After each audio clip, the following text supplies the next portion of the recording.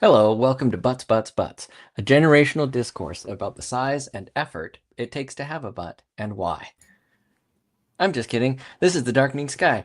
This is where I hijack Shiro's stream, and we play a sad game about lots of people who might die in a post-apocalyptic D&D wasteland. But at least we have our friends, and that's what makes all the difference. Um, how do I do this? Because I don't do this very often. Dude, it's Oh, messed up that you just leaked our DMs about butts. That's fucked up. we do. We just say it a lot. We like it. We have a discourse. Look, um, let's welcome everybody. I'll talk. You know what? I'll start with me because I've been the one talking. I'm some DM or another, and my name's Jaffo. And today I might be making some people sad because this is a hard one, ladies and germs. And then let's go that way and around. So we'll start with our special guest, who sometimes is able to join us, and we love it when it happens, Mr. Sphinx, Akasha, Duncan, Kermit Arms. Woo!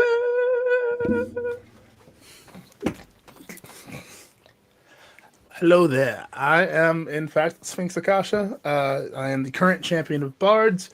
I would say the other streaming places that you can find me, but they're all on hiatus right now because they're all moving or something or other, or preparing to move. But you know what's not on hiatus? My TTRPG actual play anthology podcast series, The Everbright Archive. Now, wherever you cast your pods, come check us out. We just released episode 8 of our first story, ironically called The Last Story, where we're playing this fantastic system called Fabula Ultima. If you like anime or JRPGs, it is a fantastic system to run and play and be a part of. So check us out. It's got cool people in it. We're telling a great story. And thank you for walking the storied path with us. Just a quick aside, it also has some really fantastic music, so you should check that stuff out true. as well. It does. I'm a fan of the guy who wrote that stuff. It's He's pretty cool. He's pretty cool. Yeah. Mr. Woo Assassin Amador, it is your turn to go. I'm just kidding. Hi, I'm Amador. I play Woo. I'm a Warforged. I'm a monk. I do monk things. Yeah.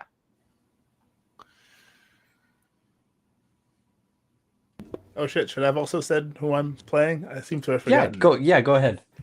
I am playing Kai, who is a rogue and a monk. Because 2 for the price of 1.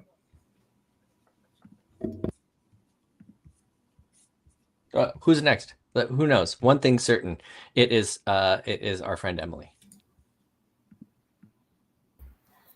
Hello, playing Chili Sarah, just a small town spider girl with not a lot of street smarts, but she got a lot of magic smarts, and she's just doing her best, trying to make friends, just doing her own thing.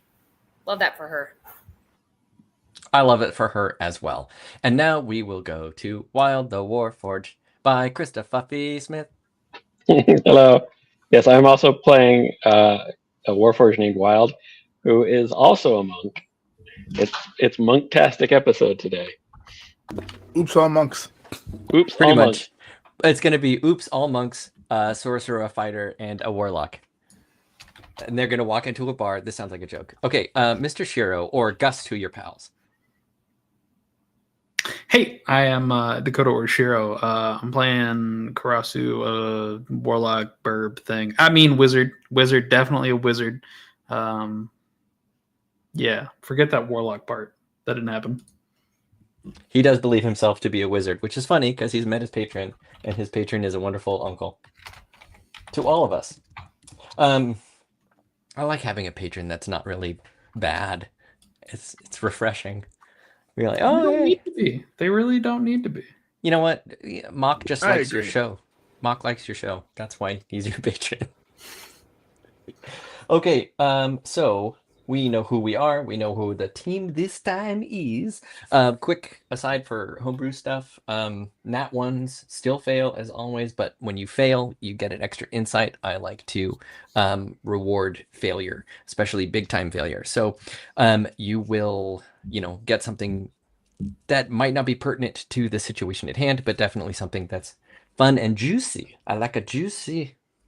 I haven't been keeping track of spell levels and communally casted stuff like that. This is a return now to that. It is important now. So just remember, when you show power, the more power you show, the more things notice.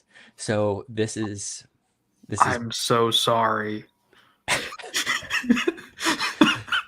This is gonna be. What is your What have minimum you spell done? slot level? Which you one? know, it's a number.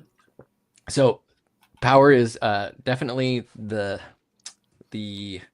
enemy that comes from the abyss and from the far realms is definitely now looking everywhere for you guys, especially since they know where the outpost is, and there's a lot of might and magic used in and around the trap that now part of the enemy is trapped in, but also like the gods appeared, basically did a big tilling of the earth to a geologic degree, and there were dragons flying around and burning the hell out of things. That would have been Sphinx, you weren't there for that, for Oops All Dragons, were you? That was a really good episode. We'll have to do that again sometime. I let everybody be dragons with dragon stat blocks, and they fought a rift of eldritch horrors coming out of the ground, and it was good times. Wasn't it Hadar of the Arms of Hadar? Or how you pronounce that? Yeah, I let that slip in the chat that it was actually the creature that is conjured when you use Arms of Hadar. It was that, but it was like the size of the Grand Canyon, and it was pulling itself out. It was super fun times. You guys will never see that again. Super fun times, yeah. Super fun times. Critical hits do max damage plus 1 die, or you can try and kind of shift the tide of battle or like bend the narrative for something cool. So if you decide to forego damage, you can do something like maybe put something in the arena of battle that maybe I didn't think of, and you're like, hey, what if this thing is here, and then people can use it? What if there's a red barrel and I can shoot it with fire? Whatever. Okay. Not really, but you get the gist. You're highly encouraged to be creative with skill checks, yada yada yada. If you use different types of skills, I'll give you different kinds of answers. You just need to tell me how they're pertinent to what you're doing. And so let's go. Since I don't have any housekeeping at all, other than I'm really stoked to see Sphinx. I haven't seen you in like months, brother. You're doing so good. I don't know why you need me to say that. Emily, you're doing good too. Happy birthday. It's nice to hear. I'm not good. It's cool to hear, man. Thanks. It's a good time. All right. So the chapters we've done so far: the marshaling of war, the labyrinth of city, the kindling of light, the mystery of arcana. We find ourselves in part 2 of the consequence of knowledge. By way of meager recap, Camp Thesrasa reels from huge events: the attack by Weave, the former Warforged and of the now dead god Arcana, the return of the team that encountered Arcana, the changing nature of their friend Shafak, the knowledge that it is only a matter of time before the enemy, the source of the corruption made up of elements from the abyss and the aberrations, turn their attention from Arcana's tomb/trap back to the now known location of the outpost. The blind has completely sealed itself off in an attempt to hide, leaving our heroes with powerful but risky magic items.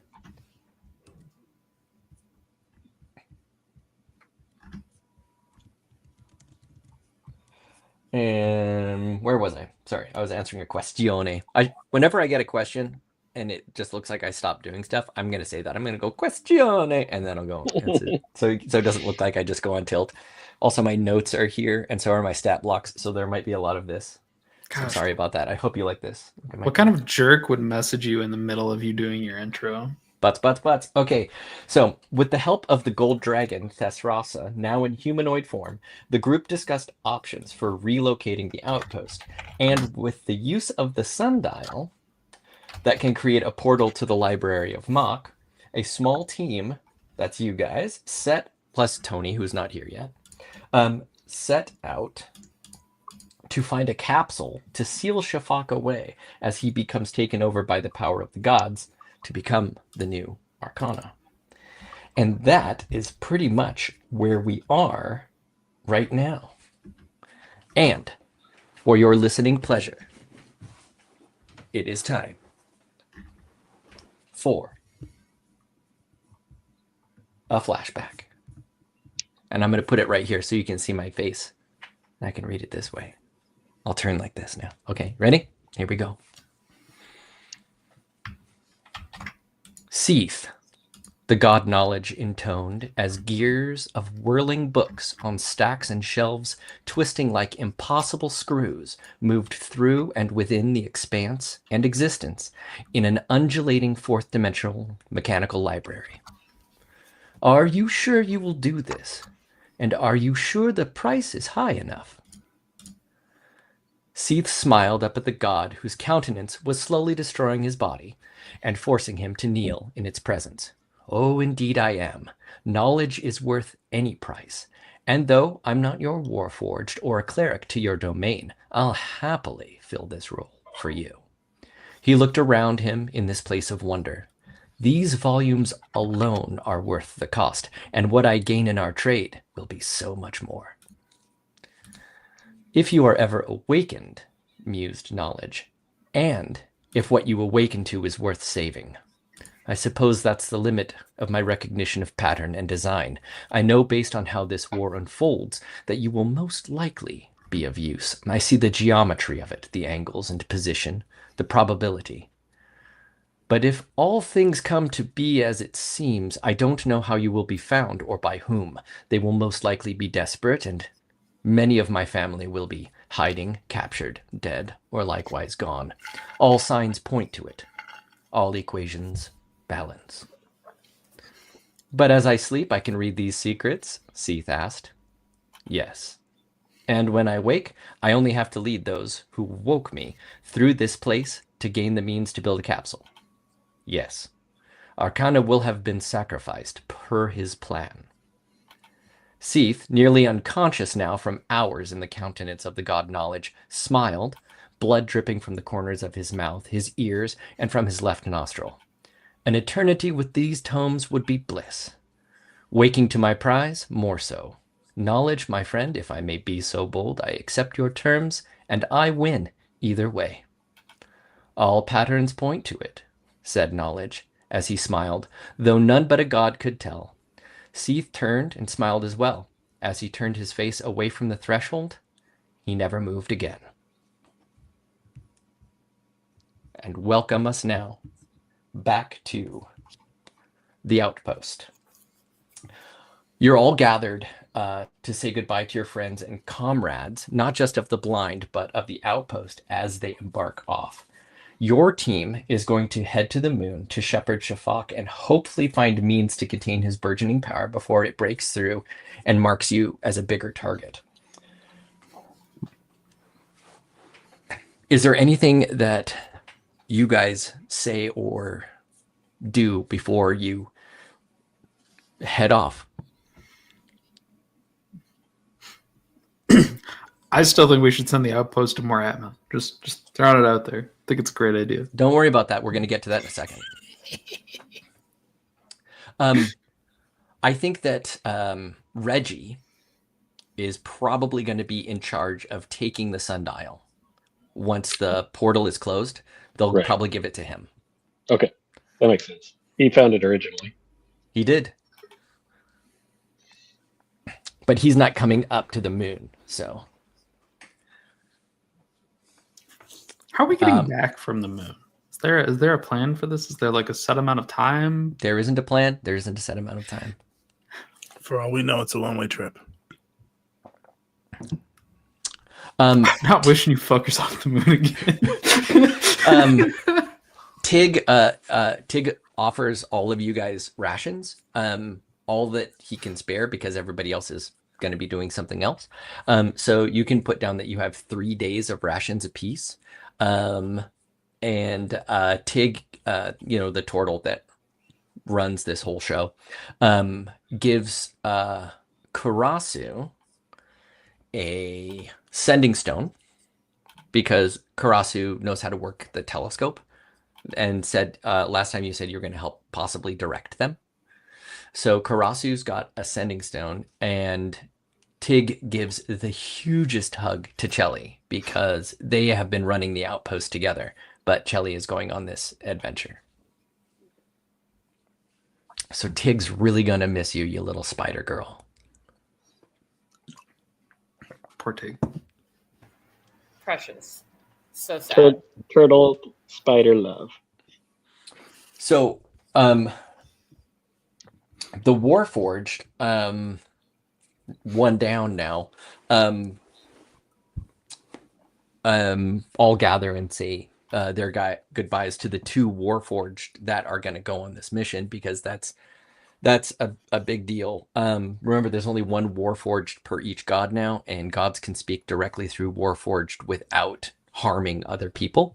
So they all have 1 dedicated Warforged left, except for, notably, Arcana, of course, who is Deed. But I just realized I have no idea what's going to happen for Shafak. Like, there's no Warforged for him. So...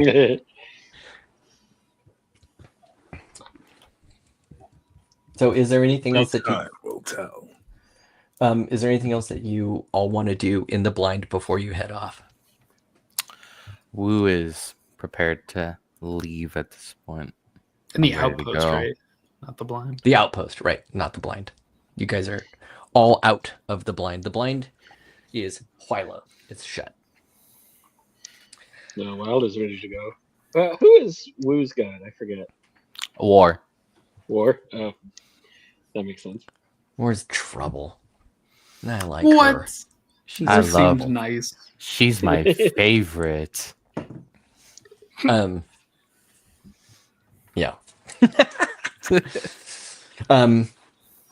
So as of course you have to wait for the sun to start going down. And you organize or orient the sundial towards, like, all you need is basically an aperture, right? So you orient it towards the collapsed route to the blind, because you still have like a little, stone edifice that could serve as a doorway. And as night falls, or begins to fall, you gather Shafak, who is murmuring to himself. Hey, Shafak, roll d20. Oh boy. Okay.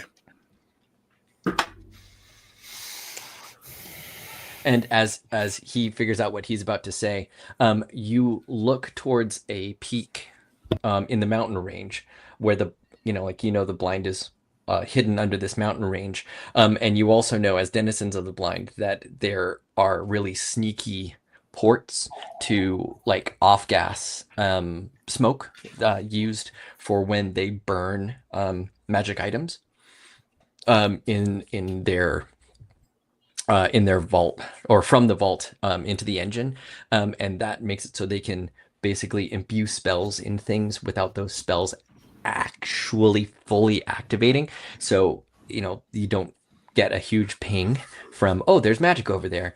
And cleverly enough, the ports for this smoke are in the peaks of certain mountains, so it just looks like smoke coming off the tops of the mountains as per normal. But you all know that this is happening, and there's very large plumes, and you can assume that the blind right now is doing a whole lot of activity, probably moving earth and other things to to redouble their boundaries and their borders and seal themselves inside, and are probably burning a bunch of items in order to basically do what amounts to a pass without trace for an entire city. Before you left, you know that Reggie's sister had completed the veil, because they had already started building parts of the veil into the outpost. That project is not complete, but the other one is. So, massage. Oh, Tony's on his way. All right. So, as you look over to see the smoke plumes, and everyone in the outpost pretty much knows what this means, you turn back towards the aperture as it opens into that bottom level of the Library of Mock.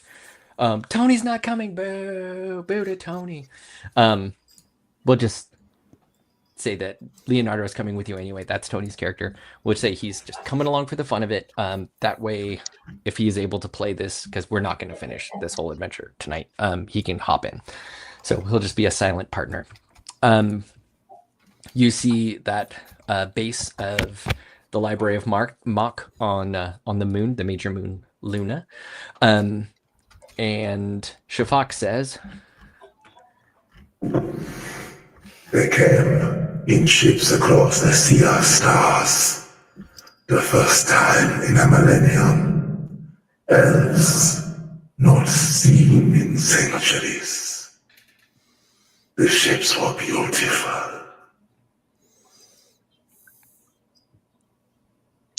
and then he just goes quiet and like stares into the middle distance.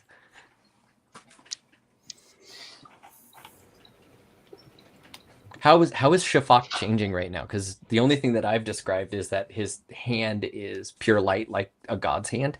That's the only thing I've described. But it's starting to speed up. His changes are starting to speed up. I would say that there are now like veins of light that have spread across his entire body and face, and that those veins are slowly beginning to open, spreading more and more light across his skin, pretty much replacing organic matter with this like hard light substance. He's been wrapped in what amounts to like 2 or 3 like cloaks of elven kind to try just try and keep him hidden, right? So he has like advantage on stealth, but it just balances out. Also, Shafak, for purposes of this adventure, counts as an item. Just so you can move him around. Okay. The doorway is there for you, and you are able to hop through if you so wish. Yeah, Let's go. Masaji. let's send it. Well, all right then.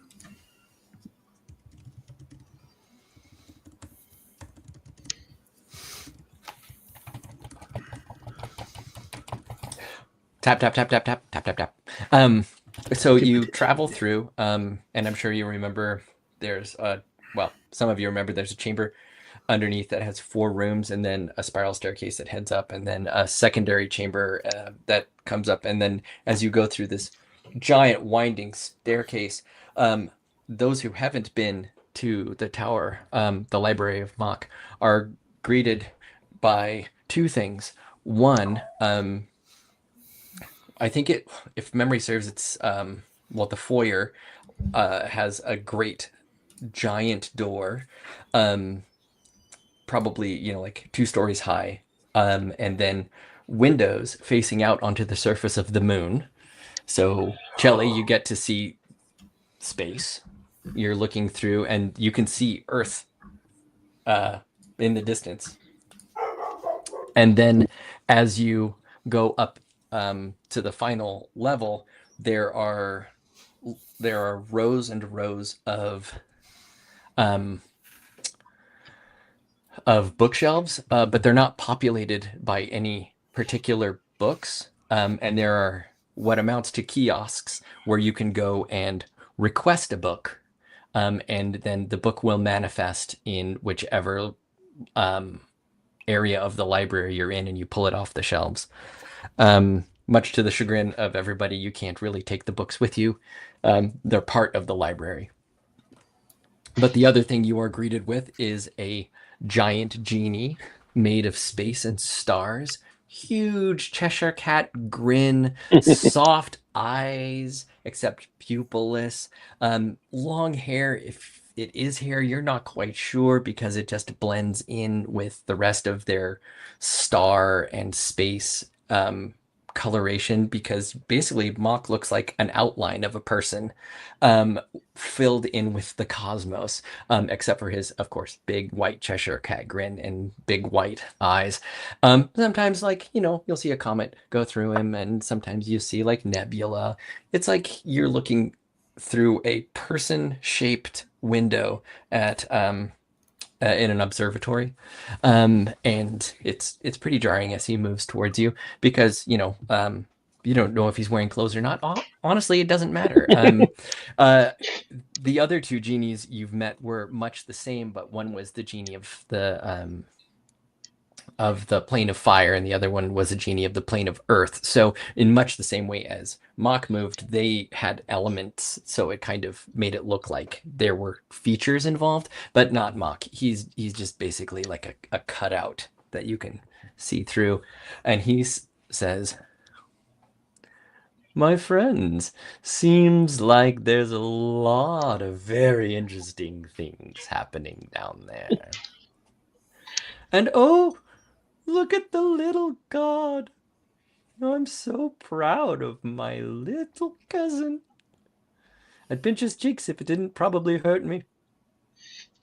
What can I do for all of you? Except for you, Karasu. Of course, I know why you're here. Please feel free to start reading." Wild will step forward and hold out his overly long arm as if to shake Mock's hand. Go. Oh, a pleasure, a pleasure. Always a pleasure to see one of the Warforged here. It's been so long. It's very nice to meet you. I am Wild, the Warforged of nature. I've seen you from afar. Not creepy. Not creepy. We've come for assistance on how to prevent this manifestation of godhood from being noticed by our enemies. Oh. Well, he certainly can't stay here. He'll be seen right away. Well, we're hoping for some sort of one of those cube box things where we released war from. Oh, the one that was in the basement. Yes, that's the only one that was there. I don't know how to make one, but I do know who does. Well, who is that? Ooh. The people who made them. Your people. You and you, Mr. Warforged Wild, wonderful to meet you, and you, other Warforged, whom I haven't met, but you look very strapping. And is that a spider girl? Yes. Darling. Absolutely darling. I'll scuttle around in a circle really quickly a few times and then kind of curtsy. He curtsies as well. This is wonderful. I mean, it certainly can't last, but it's absolutely great. But Why yes, can't it last? Oh, well, with all of you here brandishing all of this equipment, I'm like lit up like a Christmas tree. Right, Good thing we're not doing anything crazy. We should do something crazy. Because if the Warforged were the ones that built the capsules, and the only place that they could be built was, well, honestly, their home, the Clockwork Nirvana. Where would we find that? Come with me. And he takes you guys up to where the central telescope is, and he moves it, and he goes, nope. That's fire. Oh, there's water. Oh, so boring. Yes. There. And he beckons you over to look into the telescope. And one of the planets moving through the sky, he's like, right there. It's going to be I'm going to say easy to get you there, but hard to get you in. Exactly what does that mean? Yeah, Well, ask that. I'm the genie of the astral sea. I make sure nothing passes through the astral sea that's not supposed to be there. And then there's a genie of the land of machines. There's a genie for every one of the planes. And let me tell you, the genie there is going to take some convincing. Staunch for rules, that one. Boring, in fact. Well, hopefully 2 Warforged can help convince him. Oh, that's excellent. I didn't even think of that. It gets so tedious here with my own thoughts. That's why I like having Karasu around. He's an idiot. I love it. Just the quick turn of the head. You're looking at a book and you're like, what? Okay, so to get you there, I'm going to need Karasu's lens. Don't worry, Karasu. You'll be able to take it with you when you go. And I'll basically, for lack of a better word, throw you there.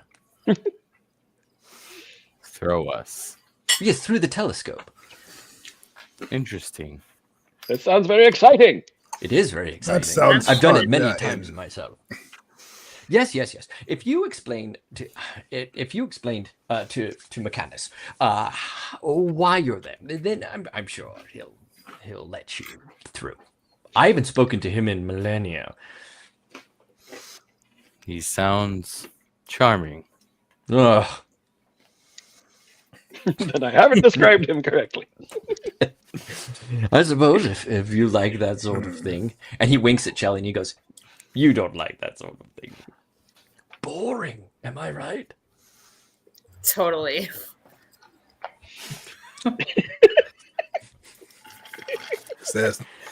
Is there something going on? I don't know. I've just met this darling spider girl. Ah, But her existence is the blink of an eye. I've lived for centuries. He's just like this. This is just. I am. This is mock. I wish I had tea and crumpets to give to you, but I do not eat, and there is no food on the moon. Crust is going to close the book. You know, it's really funny to hear you use the turn of phrase "wish." That is. That's ironic. hmm. Is that ironic or simply glib? I think it's both. It's dependent on you, right? It can be both. Yeah. Yes. While yes, of we're- course. While we're sitting here, I'm slowly pulling out my spider silk and macrameing a new ascot for this guy. Oh man, Mock will definitely wear an That ascot he made of can- spider silk. That he can wave when he's feeling like a little too much. Like he just needs to emote. He just needs. So Mock goes, "All right, your silent friend in the corner who's looking around like he's on the moon, which he is probably for the first time. That's Tony's character. And the 2 Warforged, and of course the god to be. You will of course be thrown to the Clockwork Nirvana. It's a very strange place. Gravity is kind of weird there, but I'm sure you'll get the hang of it very quickly." Just really quick, what happens to Shafak after the whole god thing? Is he still Shafak? Oh dear Lord, I don't know. This has never happened before. There's only been one god of each domain ever. This is absolutely uncharted territory, and I'm sure that was probably part of why Arcana did what he did, because that one loved uncharted territory, let me tell you. But my little burb, Fascinating. I'm afraid you're probably going to have to stay with me. I had assumed. I've been eavesdropping. And you're going to help your companions get to wherever they need to go. Yes, that's why you have the little talkie-talkie stick? Yes. Is that talkie? Yes. I don't know. It's not a stick. It doesn't matter to me. Material? Well, as soon as you are all ready to be thrown unceremoniously across the astral sea, we will get to it. So Now- you are going to literally just throw us. We're not going to abscond in a vessel or anything. You will literally just heave and then hoe. It's Well, not as dear bad Lord. as it sounds. I have to tell you, I don't have a ship. I don't have a vessel. Most of those were destroyed in the ruin. You might be able to find one on the surface of the moon, but I don't know how to fix one, and I honestly couldn't tell you where there was one. I did all of my work from here. So, you could go on an expedition if you wish, or I could just throw you there. I don't think there's All right, guys, time for an audible. expedition. Audible. Let's fuck Joff up. Let's go on an expedition for both. Yeah. Totally throw Joff off. Actually, Joff, I'm gonna have my character run in one direction for at least 12 hours. Okay, first you're going to run into a wall, so you're going to have He's a to... Warforged. Fuck that I'm a wall. Warforged, Kool-Aid man. Yeah. All right, you Kool-Aid man through it. Everyone gets sucked out into the void of space. Actually, point of interest. Well, I can't tell you that because no one's tried to open the door. Well, let's get thrown. It's not that bad. I mean, I've done it to Karasu. Did you wash your hands? It's really not bad. It's not. Have you washed your hands? Are you making a sex joke? No. Oh, It's a bummer. cleanliness joke. I see. Nope. I see. I don't think the Warforged quite understand the concept of sex jokes. What is even a sex? Good point. I'm a genie. When two people really want to get it on together, What is there getting on? We do not need the birds and the bees. High five! You are a bird. High five. All right, everybody stand on the dais, please, except for you. And bring your friend. Bring your friend. Bring your friend. yes. Mock takes the message.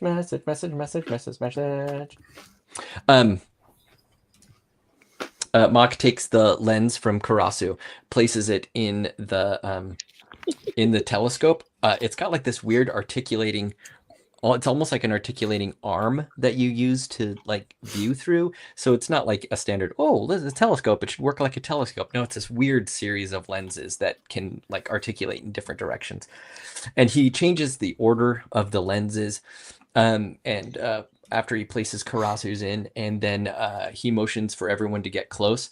And one by one, who's going first? Because this is a very funny image.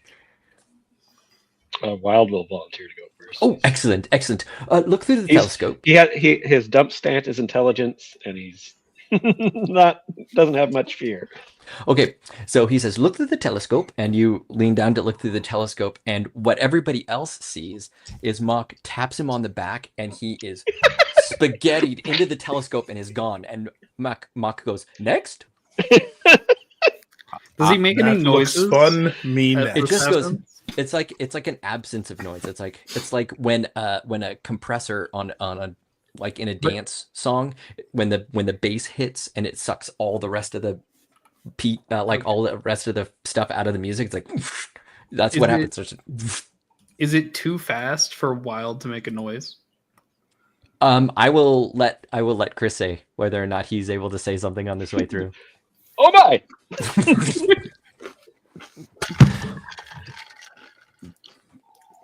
So That one by looked fun. Us but- next. so you go in there, he taps you on the back. I assume you all go one by one. What you see as somebody who just had that happen is you look through the telescope and you see a very close up image of this world that you're going to. And it looks really odd because it's basically like looking at a coin, if that makes sense. Where instead of like when we look at planets and we see them rotate, it looks like a ball. This looks like a coin that you're looking at one surface of, but the surface in the coin is moving. Okay, and inside there you see all sorts of articulations. It's like almost like a circuit board. It's really quite beautiful. Lots of dull ambers, but not a lot of light. And as you are hit on the back, there is it's like a pull like a camera pull, focus shift, and you see just blinding streaks past you, and you appear on a dais overlooking an incredible grand sight that we're going to get to in a moment, because right now we're going to flash back to the outpost, and I have some important questions for everybody. So before we get into this part, because it's going to be a little complicated and sad, does anybody need to go to the bathroom? You can go to the bathroom if you need to go to the bathroom, and then come back, and we'll do some stuff. Let's look at a cat in the meantime. Meow. It is a cutie. I should have made it tabaxi. There's still time. There's still time, Burb. I'll That's put it. you in a baby holster too. You'd be like this the entire Just, time. just so everybody knows, we all need to make the like animal races because Joff really loves the animal races. I don't like them. Some of them are okay, but like when you start, like, I don't know, man. I call Luxodons being are a a knoll. step too far. Don't open the Humblewood campaign setting. Well, Humblewood's different, right? Because it's kind of like what are those? What's that book series? Which one? With where it's like a fantasy book series, but everybody is like small animals, marmots and mice.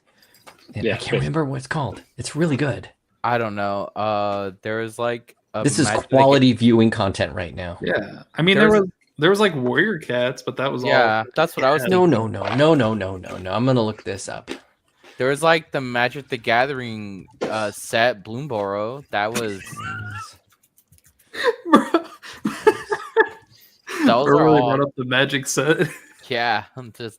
There was mice. There was bats. Isn't There that was where rat. Redwall. Bumble? The Redwall Redwall series. from? Everybody, the Redwall Yeah. series. Redwall. I don't know that one. Commander. Oh. It's good. Mrs. Bumbleflower. Yeah. All right, let's rock this sadness. Welcome to Panic and Path, the fate of the outpost. Ladies and germs, we're going to do 3 checks. 3 checks.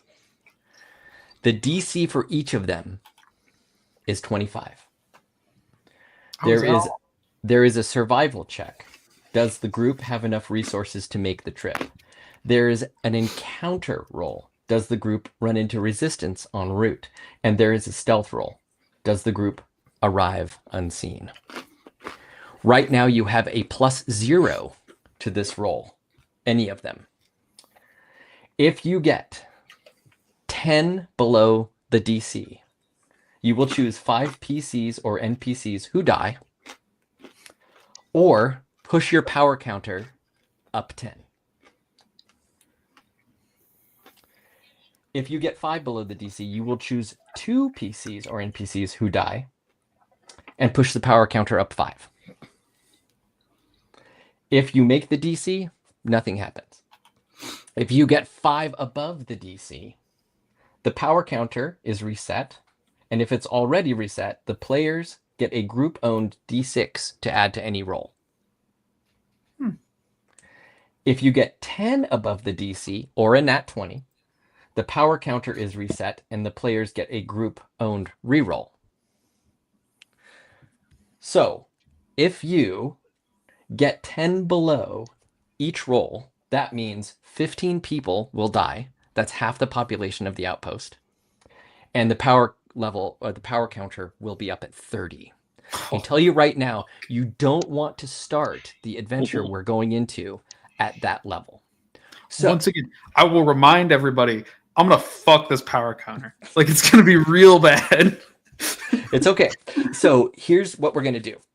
We're gonna make some choices about where the outpost is going and how they're doing it. And based on, look at that dog. And based on those, it's gonna give you a bonus to your roll. It's gonna basically drop the DC down. Okay? So I'm not going to tell you how much, but I will say if it's dramatic or non-dramatic. So these are the ones that I'm going to talk to you about. If you come up with something after we get through these, I want you to pitch it to me. Okay?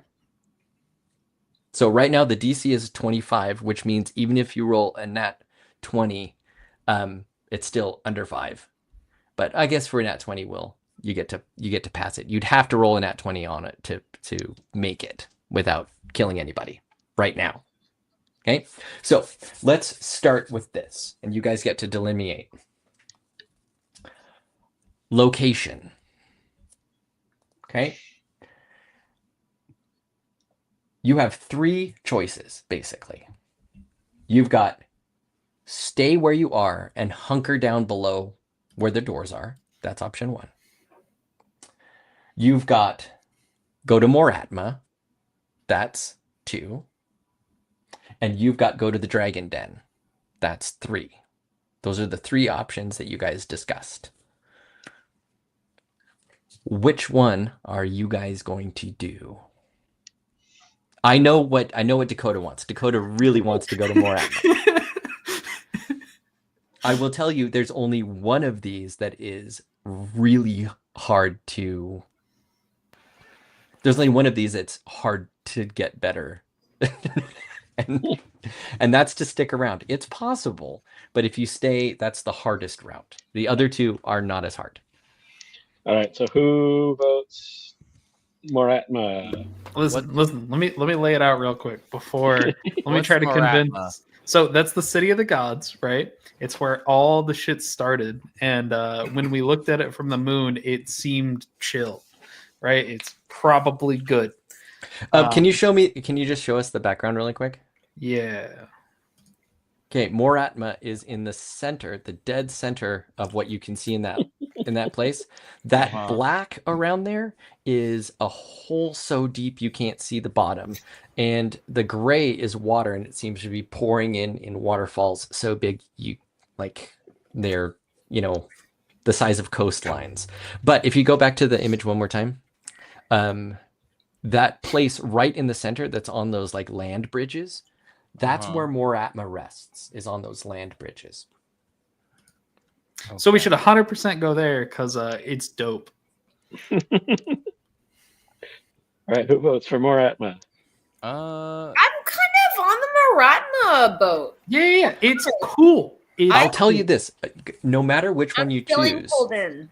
I have really good story hooks in both of them. So also, hear me out, right? If your goal is more dragons, they're dragons. They can go wherever the fuck they want. Just saying. I want to hear the argument for the dragon place. There isn't one. No good argument. Same. Nope. I mean, there's dragons there, so that's a good argument. Yeah, Again, they can go wherever they want. I'm just saying, we'll see them again. So the Dragon's Den has, I think, the last 5. Was it 5 or 6? It's 6. The last 6 living dragons. There is one ancient one who is a red dragon and is a real son of a bitch. And then there are 5 adults, and then all of the eggs. Now, are there any metallic dragons? Yes, there's a metallic dragon with you right now. I played a brass dragon. Yeah, there's a brass dragon, a time dragon, a smaller red dragon. No, which one was Thrathur? Thrax was a smaller red dragon. Was he? Yeah. And then there was a green dragon. Poison dragon. And then Amador, I can't remember what you were. I've got it written down somewhere. Lunar dragon. Lunar dragon. That's what it is. Yeah. And I think there was a solar too, right? That's what Thrathur Thrax was. Yeah. Thrathur Thrax was a solar dragon. So there's some powerful allies there. I will remind everyone as Joff has gone off about how cool this place is. They barely have enough food. They're struggling to feed themselves. They're protecting eggs, and the layout is not suited for humans. That is a good point. So in order to get, it's a huge vertical cliff. So you have to. It's basically looks like the way we described it. I can't remember the name of the feature. Dakota told us what it was, but it's basically looks like a hookah bowl, right? So it's like got a pipe, and then like it fans out like a vase or a hookah bowl, and they live at the bottom of this very steep, very long ravine, basically, and that's how they've stayed out of sight. So possible, safe, hidden. Food is difficult. Traveling is difficult. It's also far. Okay, so Moratma seems like it's cool, but just to put on the other side of that, it is the site of a major part of the war. Hey man, from like a long time ago, and nobody knows what's there, but also nobody knows like the fighting isn't happening there anymore. So it's a toss up. It's a toss up. Do you want to have a hard time getting up and down, and a hard time finding food, or do you want to be in a place that you don't know, but it was the city of the gods, so there might be something there to salvage? So it's up to you guys. We live in a world of unknowns, okay? We really need to make the unknowns known. That's how we progress and grow. Well, we also have automation, because if I remember correctly, was it the Blind of the Outpost, we had a bunch of machinery in there too.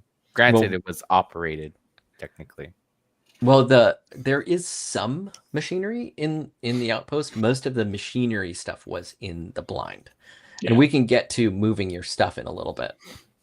I dropped my wedding ring. Oh no.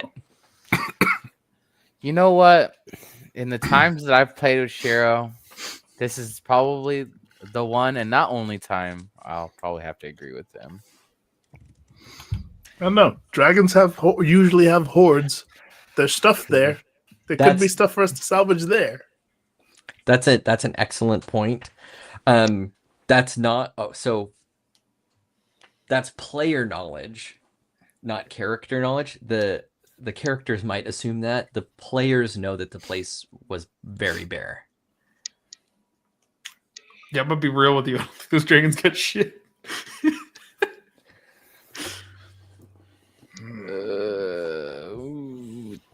Meanwhile, City of the Gods. If you want to talk about there being shit there, it's literally the City of the Gods. Just saying. City of the Gods. Yeah. All right. City of the Gods. Let's do a vote. City of the Gods, or we're all gonna stay there. Or we're all gonna follow. We're all gonna follow. No stay there. Nobody stays there. No stay. Yeah. Nobody wants to stay. We've got 3 for City of the Gods. Okay. All right. Next. What's the problem with being deified? I got some plans. To talk about. And then you guys can, once we get through these, you guys can add anything that you want to. Okay. You have a little bit of time. Nobody knows how long, but you have a little bit of time. Do people want to scuttle the outpost so it appears like destroyed, or do they want to leave it barren? I think that we should not leave a shaft that goes down to the room of doors. Yeah, I agree with that. I agree with that. Break it down and close it off. Okay, break it down, close it off. I'm going to call that scuttle. Do you want to have Thesrasa fly ahead as a scout, or do you want her to travel with you?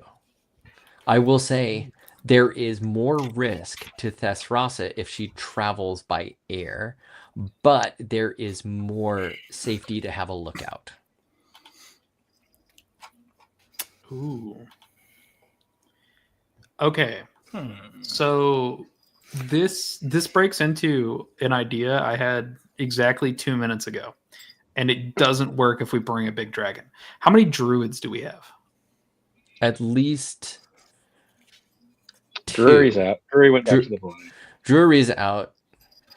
Does anybody else have Ciara? a Ciara and Poppy? No, Ciara. Poppy's an artificer. Poppy's an artificer.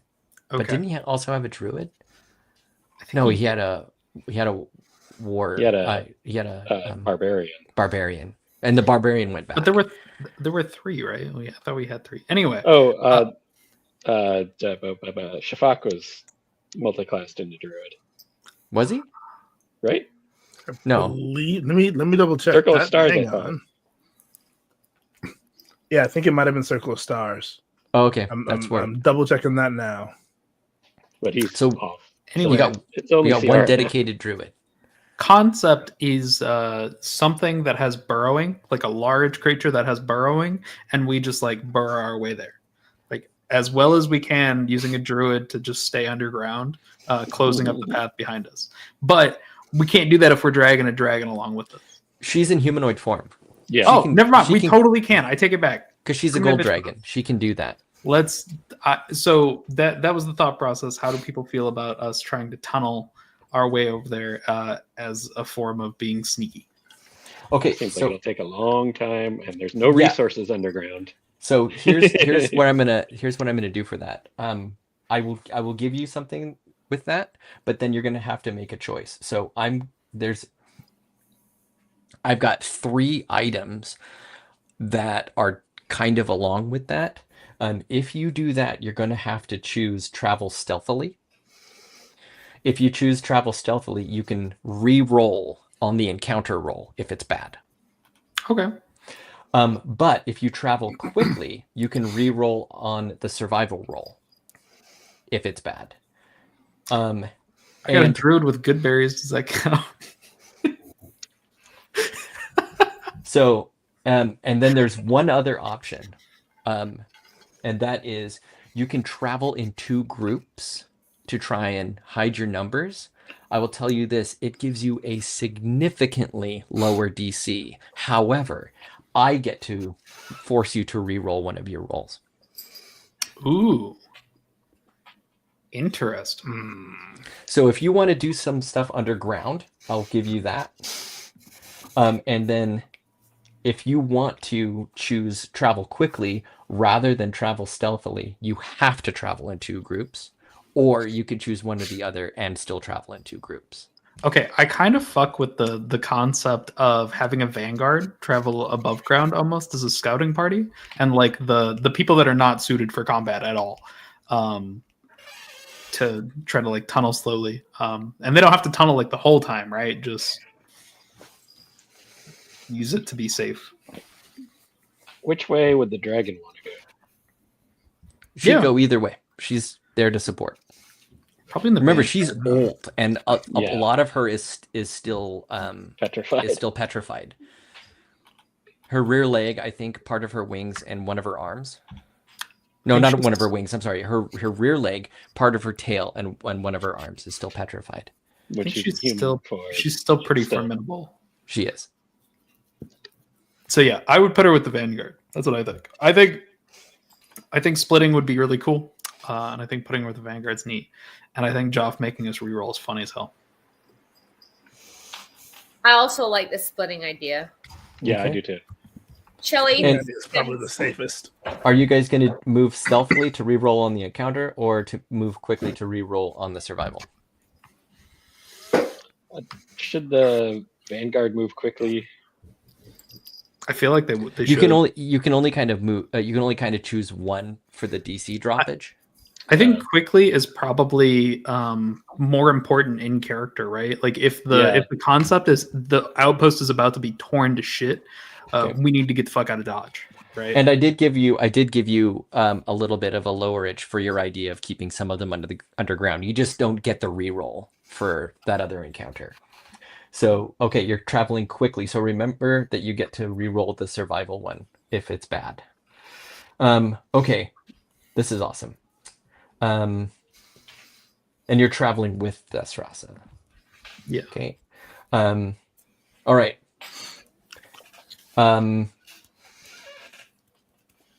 Here's a difficult one.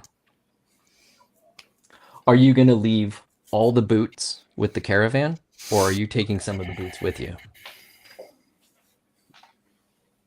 Think about that while I look at this cute kid. Like, take them with us as in the party that's on the moon right now? Mm-hmm. I think we should take the boots. We have too much to lose.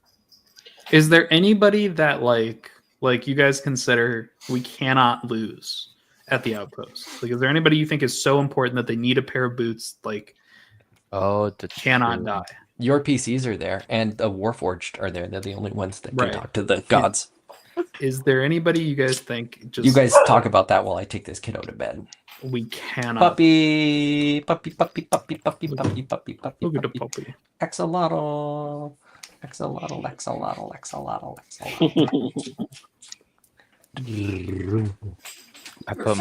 I put my kid on timeout. Are you not in? He does not like the harness. I I put him in a cat harness. He does not like it. Not a My fan. cat doesn't like it either. He's attacking the leash, but that's his fault for eating my blinds. Are the boots? Is that because you can teleport to anywhere you can see? Am I Yeah. remembering that right? As far as you can Yeah. see. So we could teleport back to the Earth if we could see it from space. From where we are, yeah. I feel like we may get in trouble for that, but If we can pinpoint a landing spot, because otherwise you just end up anywhere. I'm super surface scared of trying the to Earth. jump from the Yeah. moon to the Earth, though. We're not even on the moon anymore. We're on Mechanus. Yeah. But yeah, do you guys think there's anybody that needs the pair of boots at the outpost? Like the Well, in character, Shay would want to give one of the pairs of boots to the dragon because Shay kind of worships the dragon. Okay. Reggie would not think of anybody particular. I unfortunately suffer from not being here long enough to know who to keep. So I feel like my opinion's kind of mute right now. I think all of my characters would probably be of the opinion that it should probably go with the team that's dealing with Shafak, because if Shafak isn't dealt with, we're all dead anyway. That's fair. Yeah, it doesn't make sense for just one person in the group to have boots. What are they going to do? If they get in trouble, one person leaps away. Like, jump back to us and tell us that everybody's fucked. Like, Yeah, that's not going to help anybody. I guess the only argument would be like, they don't know that we have a way back, and so they may give it to like Reggie, because Reggie has the sundial, right? Yeah. So I guess that's the one argument, is to keep the sundial safe. But if everybody dies, we're probably fucked. So, eh. We're not all gonna die. We're gonna be fine. I believe in us. Not all of us, yeah. I believe in us. True.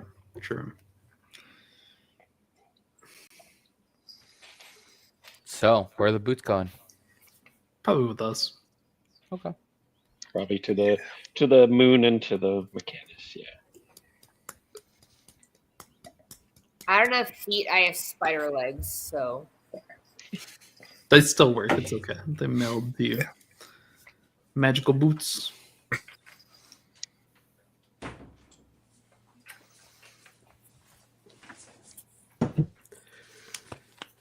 Okay, sorry. I have a cute kid. Where were we? What were you thinking about? We're taking boots with us to the moon. Okay, you're taking, but only enough for you guys, right? So not all of them. Yeah. Probably. Okay. Bink. How many boots are there? I forget. There's 12 pair. Oh, okay. Oh. Enough for 2 teams, right? Okay. Yeah. There's 12 pair. I did not realize there were so many boots. Yeah. That was the first big adventure when you guys went to the city of Tifel, which I'd like to go back to, but there's not a lot for you to do there, except look at all the cool architecture. Okay. All right. You guys ready for some more nitty gritties? Sure. Okay. Oh, you can't choose this one because you're taking the boots. Because some there. Well, actually, wait. I'll leave this one up to you. You guys have your boots. You have decided that. Does the blind leave all the magic items behind? I'll tell you this. It significantly lowers the DC, but it might set you up poorly wherever you end up. Right. I don't think Can so. it just leave? can they leave most of it behind and like only like take maybe like a few magical weapons or something? They can do that. My foot in this is we are and they are technically going to this, city of gods. There has to be something left. It's a battlefield. Okay, so my counter to that is we have no idea what's there, and being prepared is good. I know what's there. You said. listen, we're covering our bases, okay? I can't remember who it is, but somebody has a bag of holding. Poppy has a bag of holding. No, Poppy went home. No, Poppy didn't go home. No, Poppy didn't go home. Boulder did. So Poppy's there. Poppy has a bag of holding. It is conceivable that you guys could use that. Do you want to use that and kind of split the difference? Yeah. Put the shit in the bag of holding. Let's do that. Put it in the bag. Okay. And whoever has the bag of holding has boots. Like 100% is wearing a pair of boots. That makes sense. So they can just be like, "Oh, fuck this." Yeah. And they can't be under. They can't be underground. Yeah, whoever's carrying the smorgasbord. Well, they also shouldn't be underground, so they can start like passing out the armory, right? Just in case, right? But you also have to be able to. You have to be able to see if you're using the boots. Yes. You have to see the location you're jumping to. Okay. All right. Boom, boom, boom. I've got 2 more choices for you guys. Actually, let's see where we are right now. Ooh, it's tight. Ooh, it's tight. Okay. Okay. Before you guys left,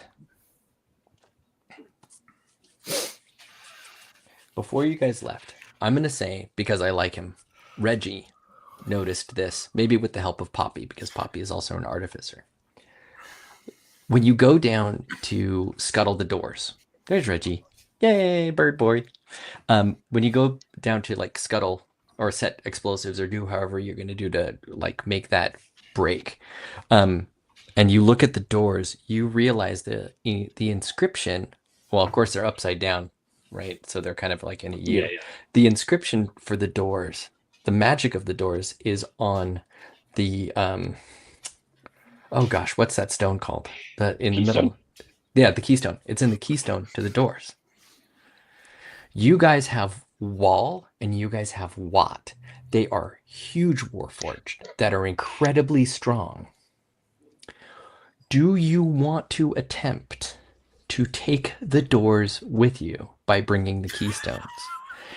If you do, it will significantly increase the DC, but you will have access to all those locations. Another option is to only take the doors that you have not been through. That's, I think, 5 out of the 7 that you have not been through. That will raise the DC less, but will still raise the DC. You have the option to keep these.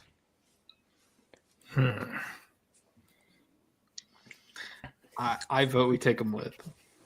Do the doors have to be intact when we take them? No, you need the keystones, but the keystones are boulder sized. They're like, fuck. Like, fortunately, Wall and Watt are fucking huge. When I say boulder, I don't mean like a boulder on a mountain. I mean like boulder, like you're building a rock wall. So like instead of 2-man rock, which is like that big, right? We're talking 4-man rock. It's a keystone for a doorway big enough to get 2 sets of oxen through. Now, that being said, if they do take them, I don't think Wall and Watt should be on that team that's topside. I think they should be the underground team because they'll be hauling big ass foot. And they'll be very, very well. They will be slower, and that's one of the reasons. Yeah. That's one of the reasons why the DC goes up. It slows you down. The other part of it is these are magical. These are powerful pieces. They're very useful pieces, but they're powerful pieces. So basically, what you'd be doing is bringing the keystone with you, and then you could put them back into a door shape. So. Is there any reason to bring the ones that go to places we've already been? We've already cleared those places out, haven't we? Just in case there's something there. Like I don't think there's any place we've actually investigated beyond like we went there, shit went real bad, and we got the fuck out. You know, the place where one of the places found light. Tiefel, thank you. That place pretty much blew up as you guys left because a giant gold dragon burst out of it. Yeah. But there's a whole city there too, like just that main area. Got like that town square with the huge church. I think taking the ones we haven't done anything with is a good idea because I was literally sitting here last week as Joff and I were talking about this going, how the hell are we going to do the other storylines? Yeah, I can agree with that. Like if there's in character, if the goal is to free the gods, right? Because we have to fix the world. The characters would have no idea, right? They don't know that a DM's going to come up with something. So to them, or at least like to me, the idea of having the doors is of vital importance. Like, we may as well be dead. Character-wise, agree with that. So we're trying to take all of them? No, just the ones we haven't been through. So the 5 out of the 7. Yeah. Okay. Yeah. So, at this point, in order for nothing bad to happen to you, you have to roll a 14. Okay. That's doable. I am now open to hearing anything you want to try, and I'll see if that makes sense. Any other ideas? What does Reggie know about creating like a veil on the move? Like, could Reggie go down with? There are veil parts there still. Could Reggie just take a bunch of like iron and crap? Like, just go with Watt and Wall and cover those sigils? Do we want to send our flyer underground? Well, it's not really a question of like his scouting ability with flying. It's like if they don't get caught with magic, like that would be good. And it doesn't have to be that. Reggie could put the trappings on it, and then somebody like Poppy could maintain it. Oh, yeah, that works great. I think I'll give you. I think Reggie's gonna be in the vanguard definitely, just because. He doesn't want to be stuck underground. Yeah, I'll drop the DC by 1 for that. Hell yeah! In fact, I'll give you one better. You can either drop it down to 13 or keep it at 14, and I'll let you take all the stones. Let's have 13. I like 13. 13 is a good number. Anybody else got brilliant ideas? Anybody have a something that's character specific? I know Chelly doesn't have another character. Trying to think of anything for Shay. Shay's an earth cleric, so Shay would probably be underground. Oh, you guys chose Moratma, so I forgot to give you one off because you can't see where the dragon place is, but you would have to get a dragon to help you lead there, but you can call. I got y'all. Call a burb who is stuck up in Muck's place. Okay, so now you're at 12. Oh, Shay has a burrowing speed. Duh. So if Shay has a burrowing speed, and she has a 15 feet burrowing speed of 15, and has tremor sense within 15 feet. Ooh, all right. If he's heading the thing underneath, I'll give you 1 off for that. So he would be at the front of the underground. Yeah. Hell yeah. Any other ideas? We've got, what do we have? We have all the Warforged there. Two of them are two of them are dragging a bunch of stones. Yeah. Any other ideas that anyone wants to throw out?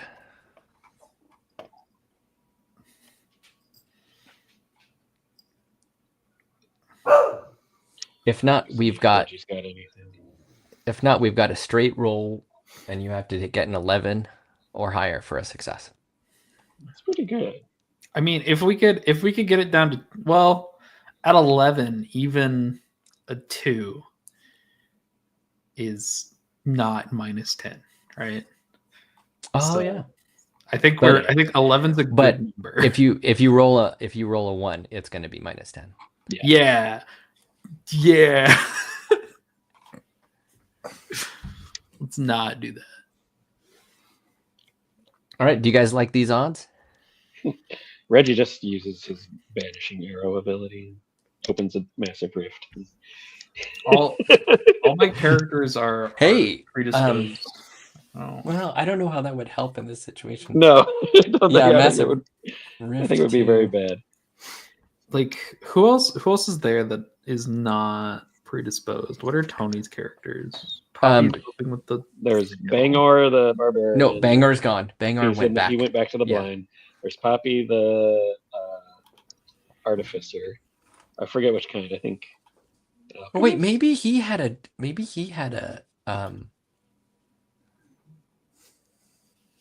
another... I thought there were 3 druids. I don't know. Well, at one point we also had Gerda. Oh yeah, Gerda was a druid. That might have been up. But she wasn't really there. In her own world now. Yeah, she was a weird astral projection dream thing. Actually, I'll say this, Emily, if you can figure out a way that Gerda can help from another world, I'll take another one off. Oh, I've got an answer. Please. No, see if you can come up with something first. I honestly don't understand the questions, so right now the whole group of the outpost have to move because they've been spotted and they're going to be destroyed. And because of that, that's why the blind, which is the city, cut them off and is hiding. Right now, we are doing kind of a cost benefit plan for how the outpost is leaving. If you can think of a way that Gerda can somehow help from her dimension that she's in right now, then I will knock off 1 more point, and then you'll only have to roll a 10 to succeed on these rolls. That will determine the fate of these people in this caravan. I don't know if I have enough of an understanding to know how I can help, but if someone has some advice, I mean, I would love to take some action. Dude, you remember 2 weeks ago when you found those shrooms on the side of the road of Sarah's? Oh fuck. Yeah. Just say it. Did some little astral tripping. That's how you got there last time. You turned into an alligator and rolled around. Yes, I mean Gerda can alligator it up and come in here, but how can I help once I'm alligatoring into this realm? Yeah, what is Gerda's help action look like? Dude, maybe Gerda's so off her rocker on shrooms that she's just a distraction. No, come on. I'm very helpful. Let me grab my character sheet for Gerda. Hold on.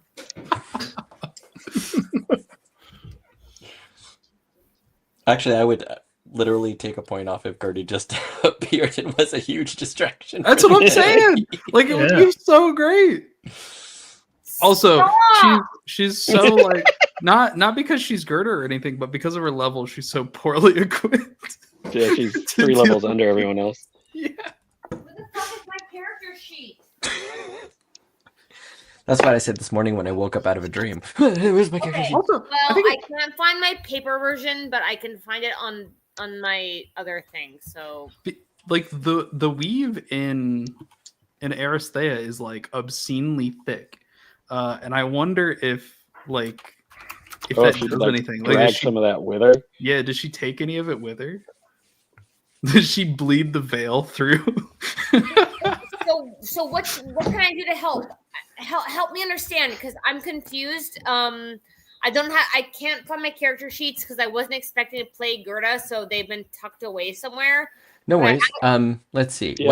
What could I kind of like the idea of Gerda bringing some of Aristhea, her world, to the Darkening Sky. I dig that it. Somehow has an effect. Bring part of the veil with you. Yeah, bring some veil light. See what that would do. Love that. So what does that mean? Okay, here you go. This is a way that Shelly can come and be a distraction, and not in a way that you're Gerda can come and be a distraction, and not in a way that you're just going to get mauled and destroyed. I mean, how if about she gets this? destroyed, she doesn't die, right? No, she doesn't. She doesn't. Not in this world. She'd wake up after her I can trip. sacrifice myself. But I don't think you have to. So Gerda appears after she takes these mushrooms that she found on the side of the road back in the darkening sky. Everyone recognizes Gerda. You're underground with all the other people, and you're helping mold Earth and that kind of stuff. But as you go through, the veil from Aristhe opens up, and all of like on the like in the sky. Oh fuck. And all of the non-bats and all of the corruption and all that stuff freaks out and tries to get that while it's there. And then as soon as your drug trip is gone, the veil disappears and dissipates. So I'll give you that. Or a rat. The fact that Gerda's drug-induced like stupor like bleeds realities together. I'd really like that idea. It's really cool. I can't wait for her to show up in the weirdness, honestly. Oh man, it's built for it. Hello, that's psychedelics for you. Oh my god. Okay, you guys now have a 10. I think it's time to roll. Who wants to do the first roll?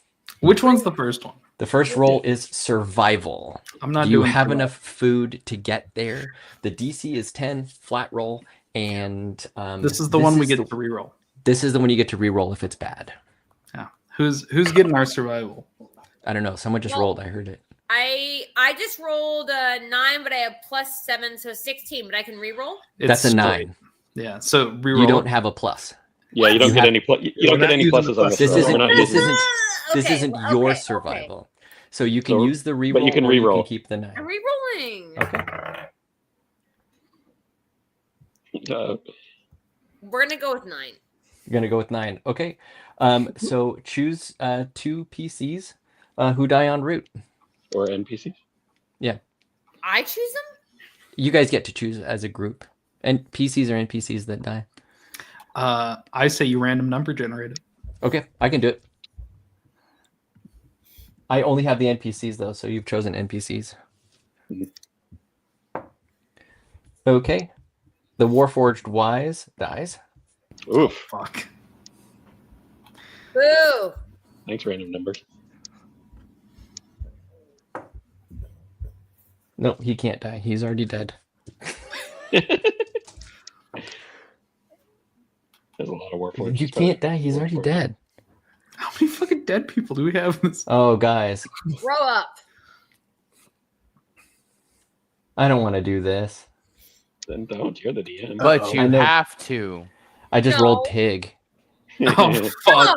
I was thinking about that when I told you to random it. I was like, I don't know if you can Tig, though. Here, I'll do it one more time. I can't do that. Tig is immune. Yeah, Tig is immune unless I roll the same thing again. Tig is a PC. Actually, that's a good point. Tig's not like the Turtles PCs aren't never immune. die. What's Scratch doing in all this? True. I don't know. I didn't roll Scratch. Okay, and then the Bronze Dragonborn healer dies. Oh. Okay. That could At be least bad Tig is later safe on. and sound. Thank God that we overcame that I think Tig horrible trauma. And who was wise? We can all speak tonight. Somebody you haven't met yet. He was oh my god. He's knowledge. Oh Yeah, fuck. I thought he would be. Fuck. Well. But we still have our turtle. You still have your turtle. Okay, who's next to roll? Sorry that I. What's the next roll? The next roll is encounters. Does my last roll was a 19. I want to roll encounters. Okay, roll encounter. 18. 18. Roll it again, please. Oh, you some bitch. 14. 14. That's still good. That's not above. That's not 5 above DC, but nobody dies and the power levels don't go up. Hell yeah! So all right, motherfucker. Let me get you a stealth. Okay, this is roll the last that one. lapis lazuli. I am actually. This dice is so rigged. That's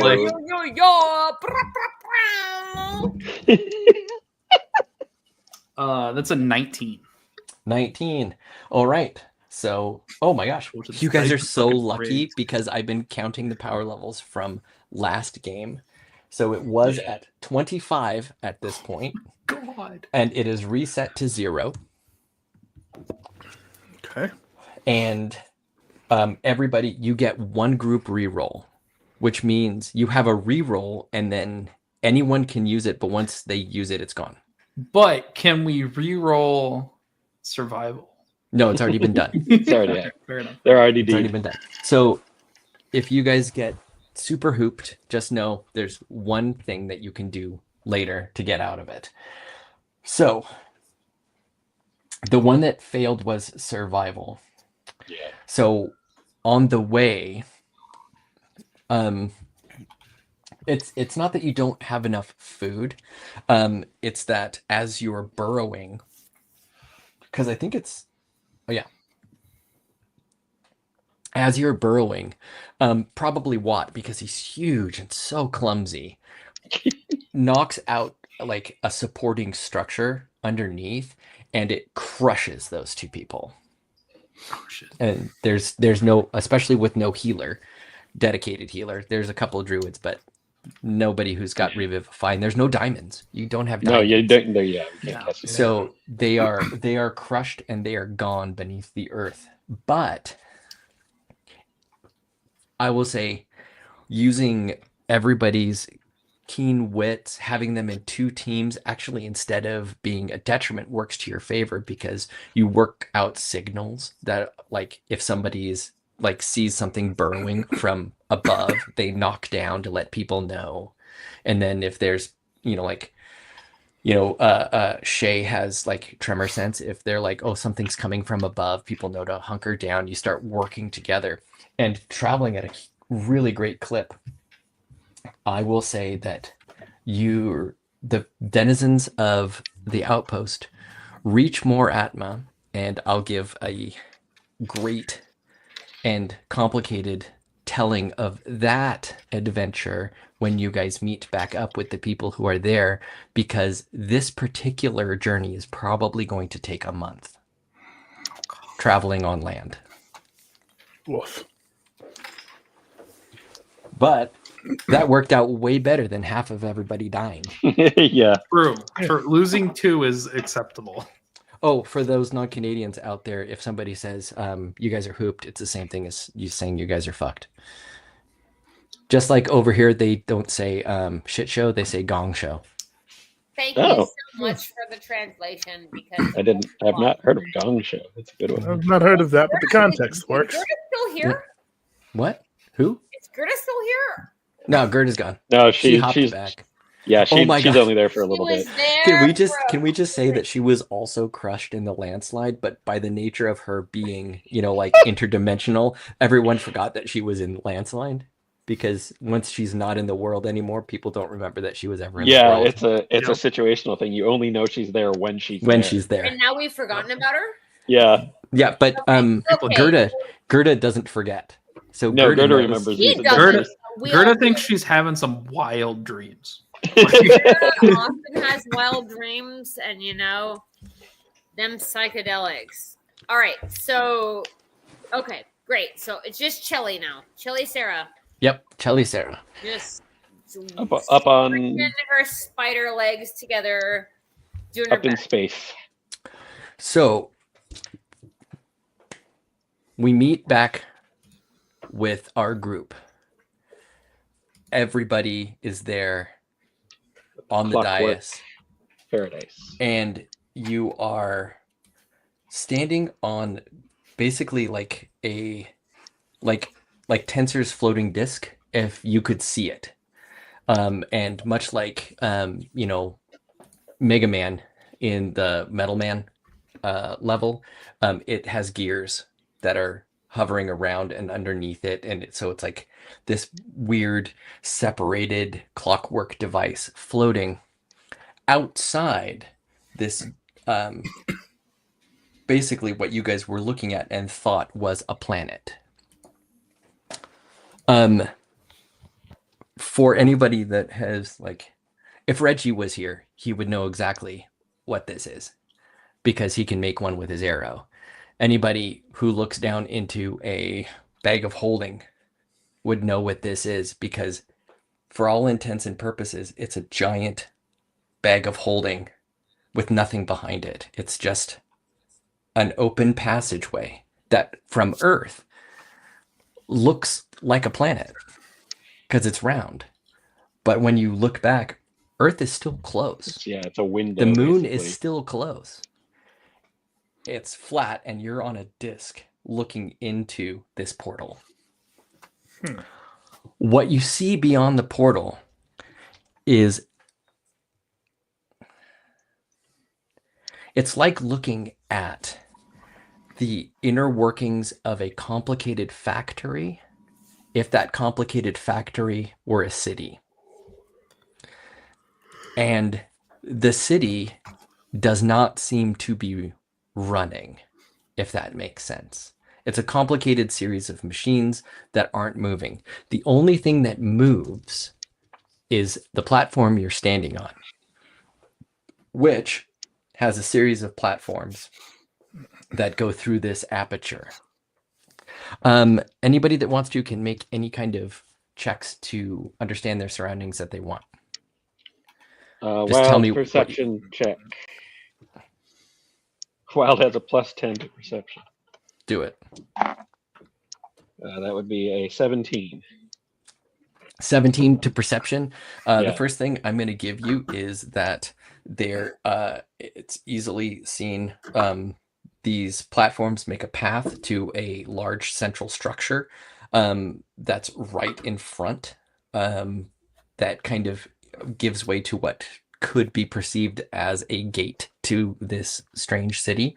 And you can see from here that the doors are slightly ajar to these great gates, and there's something small in the way, and then there's something hulking and mechanical in a heap next to this area. Anybody else want to do any checks? Perception, investigation, arcana. Burb's not here. Investigation.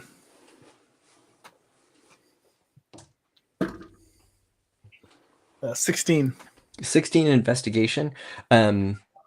What you get is that with a 16 investigation, you look at where you're standing and you look at these other basically, like floating pieces of pathway, and you can tell that they are still powered, probably because they have some sort of their own internal power, and there are lights on in the city, but it doesn't look like any activity is happening. And you can ascertain that this is a safe way to step, basically. Like, these aren't going to fall out from underneath you. I relay that. These here look like they're under some kind of internal backup, but they seem safe to step on.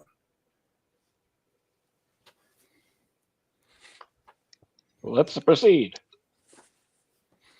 So you go forward, and as you walk on these, they like dip and come back up. It's really disorienting because before you step into this place, through this aperture, you are basically in space.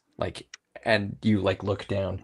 Point of fact, you are breathing right now, and you are in what we would consider space. It's the astral plane. That's right, motherfucker, it is. I thought about it. Look at you with your astral plane over here.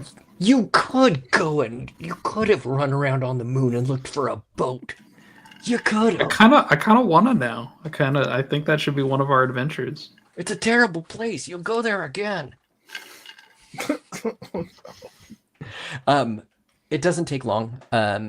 It basically walking a city block or so, and as you get closer, you see that there is a statue of an elfin figure in robes, huge smile on their face, holding the doors closed.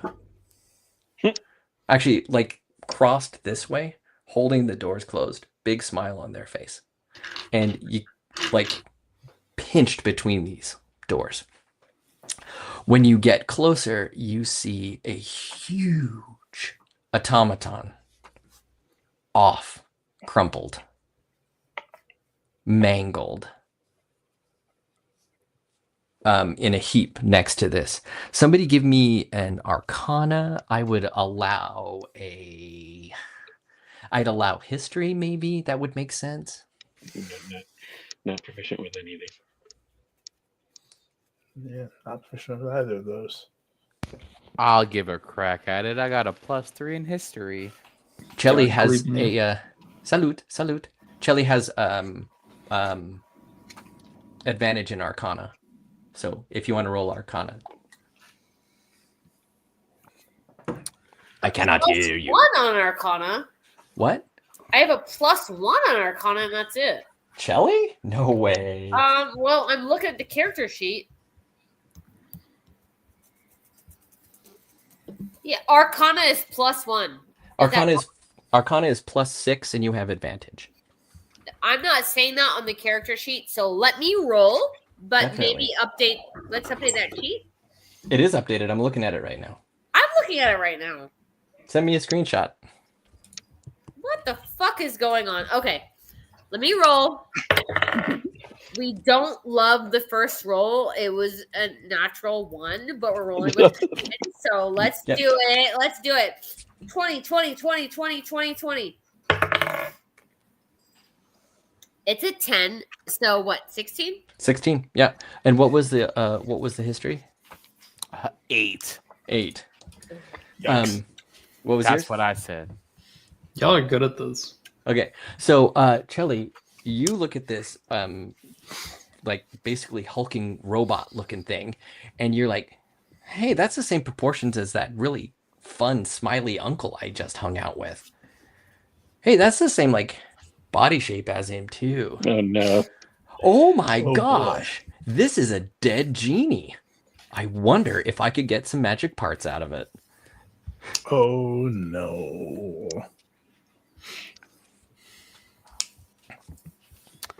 Weren't we supposed to talk to this guy? I think we're supposed to. This is a very dead genie. How can we be sure this is the one who we need to be talking to? There's only one genie per plane.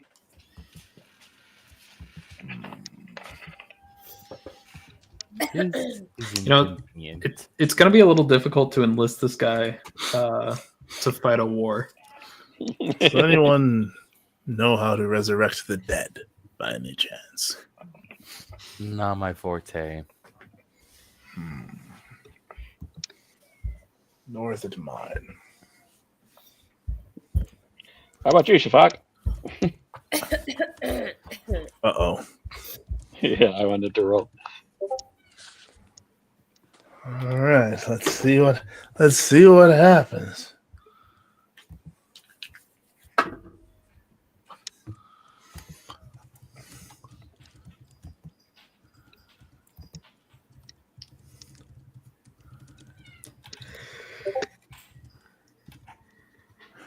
I'm sorry, what was happening?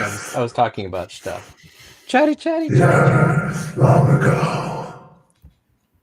So, on its way out, dying. So many rockets taking people away. Many rockets escaping.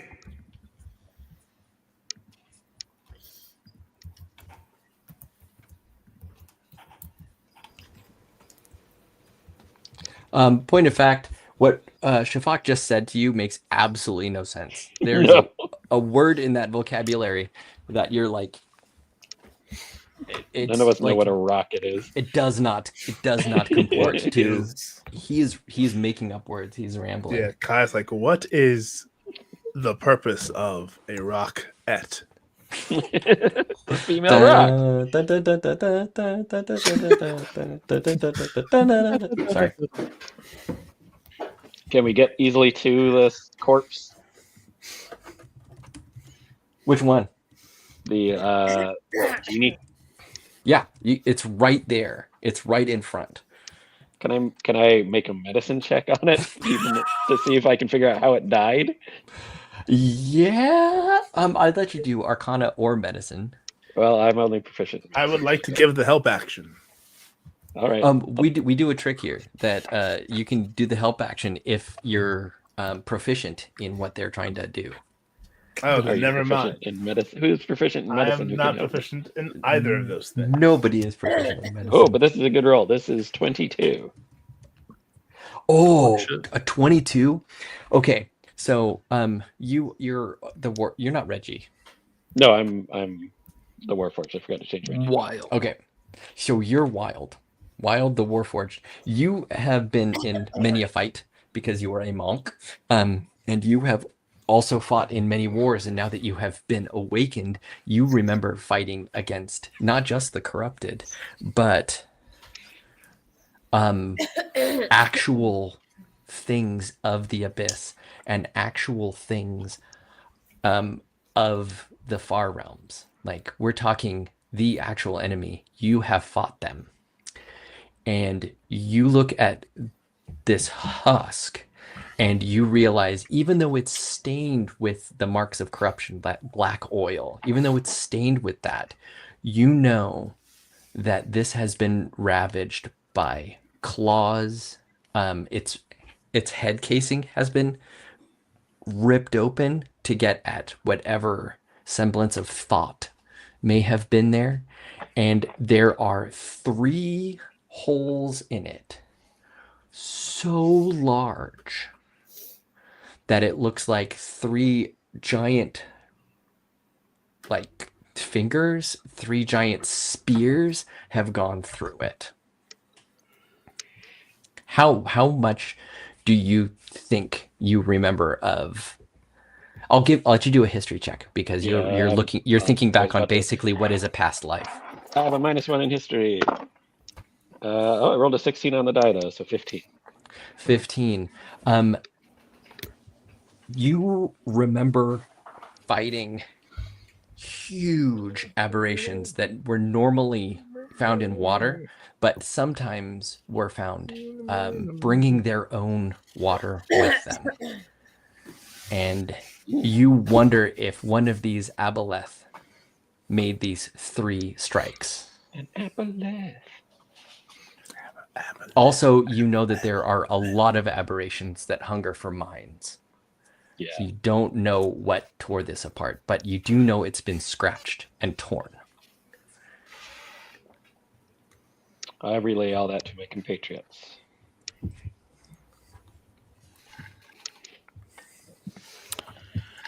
Interesting. Keep your guard up. We don't know if anything is still here. Duly noted, Wild. Duly noted. Thank you. I really like Wild. I had no idea this was his. Yes. Please, nature chose me to save the world, of course. Put up your fisticuffs. Nature, by the way, hasn't spoken to anybody yet. No. Right, so kind of makes sense. I feel like nature's having a really poor time right now. Tough time. Really tough time. So here you are. There is a weird statue barring your path and a very, very dead, very, very big dead genie. Dead. What's the statue made out of? Go ahead and look at it. I look at it. I get my head right up next. By the way, Wild looks, you know those robots from Castle in the Sky? Yeah. He looks basically like one of those, except like really skinny. He's like almost 8 feet tall, but he's as wide as I am. So he's just like a beanpole, and like he has no waist and basically no neck. He's just like this. I love it. I dig it. Point of interest, Watt looks like one of those same design, except squished and stretched sideways. Yeah. So he's got like a square, tiny legs and really long arms and a chassis, like a chest chassis that's like a giant barrel, and the neck is like inset into this giant barrel. What shit? He's very funny. I didn't used to like him, and now I miss him. So as you get close to this statue, Dakota, what do they see? I don't know, a statue, man. What are you talking about? What does the statue look like? I don't know. Features it's made out of shit. How big? What type of statue are you talking about here? Like, is this just like an elf-sized statue? It's just an elf-sized statue. Yeah. All right. Yeah, it's looks very humanoid. It's pale in color, has very like angular elfish features. Something that you would appears to be young, but nobody really knows the age of those things. Like parted to the side, straight back, straight like black hair, wearing like long flowing robes with these like almost snakes spiraling down, almost like a caduceus. Yeah. A point of interest. What's it made out of? It's got must be fantastic paint. Give me one of your famous perception checks, man, with great perception. Another 17. I rolled 7 for both my perceptions. 17. This just look this. If this is a statue, it's not moving at all. Like it is perfectly still. But you're like this. This could be a person. I will reach out one of my fingers and tap its forehead. What did you get on the perception check? 17. I think on that perception check for like just a second as you're looking at it, there's this like almost imperceptible, as if the eyes are moving underneath the eyelids, as if they're like reading and scouring something. Yeah, I will just tap it on the forehead. As you tap it by the forehead, its features relax. A breath comes in and out of the lungs. Their eyes flutter open and they say,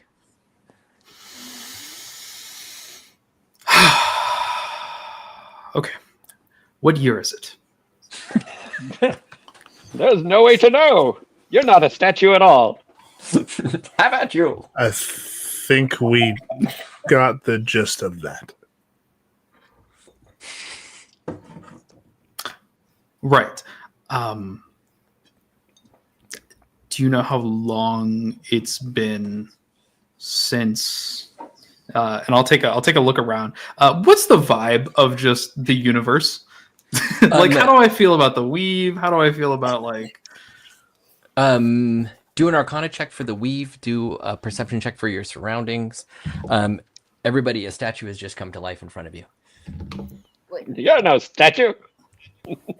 13. This is not the weirdest thing we've seen. 13 on perception. 27 on Arcana. Yeah. 27 on Arcana. Everything feels flat and stagnant. It's very disheartening because everywhere around you does, and you are in a city, a world that builds magic. And nothing seems to be moving, except for the people in front of you. You sense the magic of old on them. Right. But perception, the first thing you notice is you don't hear the gears turning. The ever-present gears are not turning. And you're outside the entrance, which is where the great library is. You should be hearing all of the books moving behind you, passing through and in and out, and you hear nothing. You know, I should have guessed that knowledge would be correct. And I take it Arcana's ploy worked as I look at Shafak. And I'll look back at you. Shafak, what do you say? And Shelly, what were you going to say? Oh, boy. I also rolled, and I got a 19, and I have a +6. For Arcana? Yeah, it's a 25. So you get a 25. Yeah. Am I helping? Can I help? Oh, yeah. You are more than helping. They start talking, And Shelley, sometimes you go into your own world. It's way more interesting to think. It's way more interesting to think about how magic works and like just experience it. And you start going like, wow, I wonder what this place used to be like. I wonder what this place used to feel like. That looks like it probably builds this. That looks like it probably does that. And as you look over the horizon, as you're like just thinking about all of the ways that magic could have existed in this city, there is a darkness that starts to creep up from behind all of these buildings, coming around like a slow wave, like someone poured out molasses, but the molasses is moving like water. And it's creeping up behind buildings, and everybody is focused on this. Of course, this guy who just appeared right in front of them and started talking, but there's something moving across the city towards you. That is not the... You know what, Shelley? You're disappointed because it is not the magic you would have hoped for. And Shafak kind of weaves back and forth. I remember when the first celestial bled.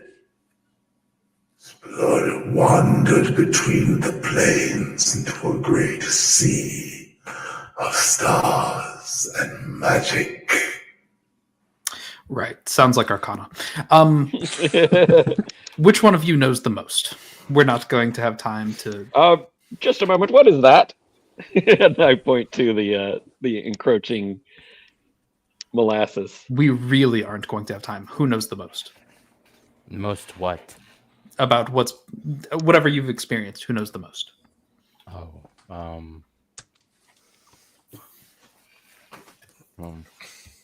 Quickly. We were on the moon, and there was just who knows the most. Just answer that. Oh, I don't know that. Wonderful. Think about your lives Not and me. what you've done up to now. And I'm going to cast Detect Thoughts. Detect Thoughts lets you just read surface thoughts of individuals. So as I'm doing that, as people are considering and thinking about everything that they've gone through, I'm going to continuously cast Encode Thoughts on all of them and pull their memories. Okay. Interesting. And we are updating this character on what the fuck's going on.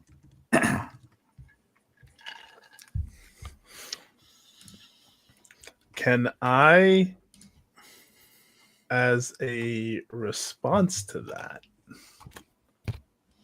look at them, forge a mind link?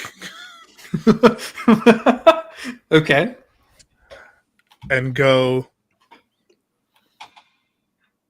if you wanted to know my thoughts, all you had to do was ask. I did. And through this link, you'll get the same thing. But it's not visions, it's not senses, it's not sounds, it's not colors. It is writing on pages. It is just pages and pages and pages of calligraphy. A life story, knowledge written just over boundless pages.